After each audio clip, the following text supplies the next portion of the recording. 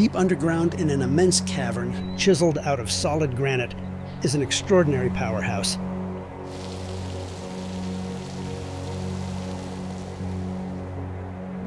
Located 50 miles east of Fresno, on the North Fork of the Kings River, it adds more than 1 million kilowatts of electric generating capacity to the PG&E system.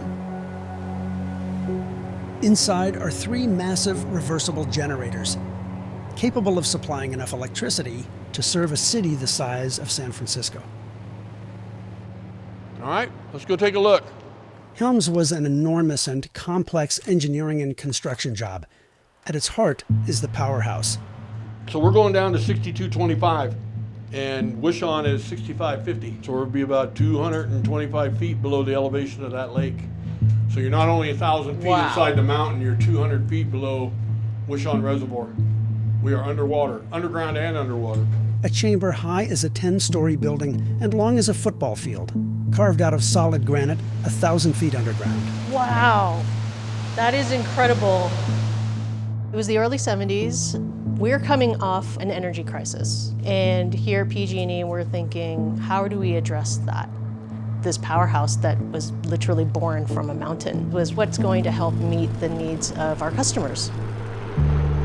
In the High Sierra, a new season begins, and construction continues on a massive undertaking, the Helms Pumped Storage Project.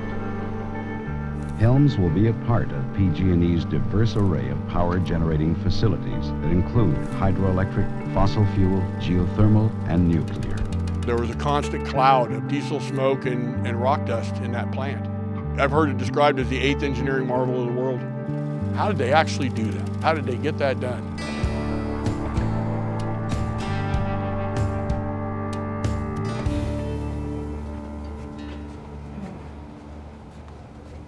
I also pulled out from here the original press kit for when we had the dedication ceremony. When the plant is operating, 4 million gallons of water a minute pass through Helms' 3 units. That's enough to meet the average daily water requirements of the city of San Francisco every 21 minutes. Yeah. It's a little different today. The idea that we can, generate 1,200 megawatts and then turn around and pull 900 megawatts off the grid. Everything that this plant does for the stability of the grid. In the overall scheme of storage, it doesn't get any bigger than Helms, not for PG&E. Basically, Helms is a conventional hydro facility, but it has a unique superpower that makes it stand out from other hydropower plants. It can reuse its own fuel. Located between 2 existing reservoirs, Helms can be brought online in a matter of minutes to help meet the peak demand of electricity during the day. Water from the higher reservoir drops over 1,700 feet to the powerhouse, spinning the turbines that drive the generators, which produce more than 1 million kilowatts of electricity. Simply a remarkable piece of engineering. That's where the water comes in, right there. That's the end of the penstock. Behind that door is where the turbine is. Okay, we call it the submarine door. You open that door up and you look up, you would see the turbine. Water's coming in there, going through that valve, going around the spiral case, through our turbine and out to Wishon. And it produces the mechanical energy for us to make power. When we're pumping, it's the opposite flow. And we're actually pushing water back up that pipe, up the mountain. All right, let's go up and look at the turbine. They call it some of the hardest working water in the world. Call it a battery. We're pumping in the daytime for grid stability. So all of that other energy out of the solar fields can be utilized efficiently on our grid. There are times where this plant has to be available and running to maintain the West Coast as far as grid stability. That's how important the plant has become. Water, turn it off, turn it on. So this is the turbine pit. It's like a snail shell. It starts out big and it runs around and it's reducing and it comes to a terminus right back where it started. It's smaller. So it starts big, ends up small. And that's putting pressurized water all the way around the turbine ready to go. That water is controlled by our wicket gates.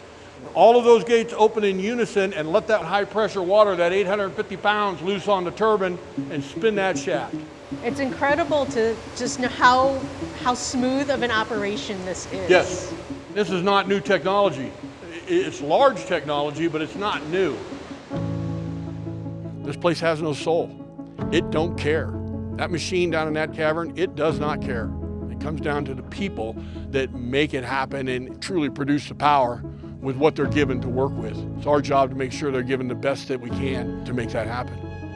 If those trucks don't run, then those guys don't go to work. And if those guys don't go to work, well, then other problems happen. If I'm doing my job right, yeah, it's essential.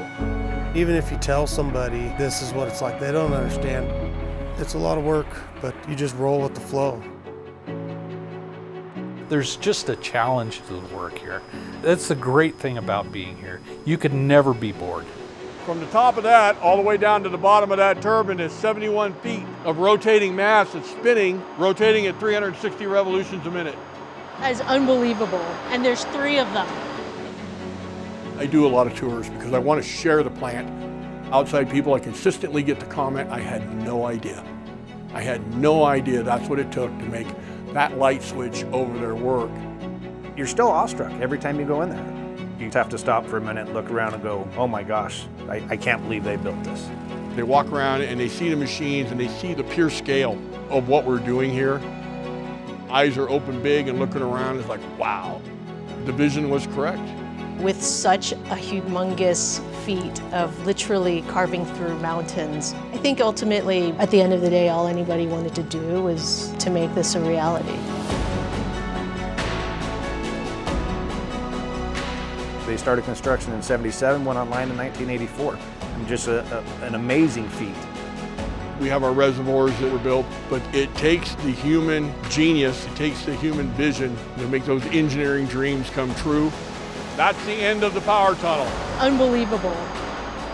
That turbine is rotating at 360 revolutions a minute. And there's 3 of them. Yes, amazing amount of energy.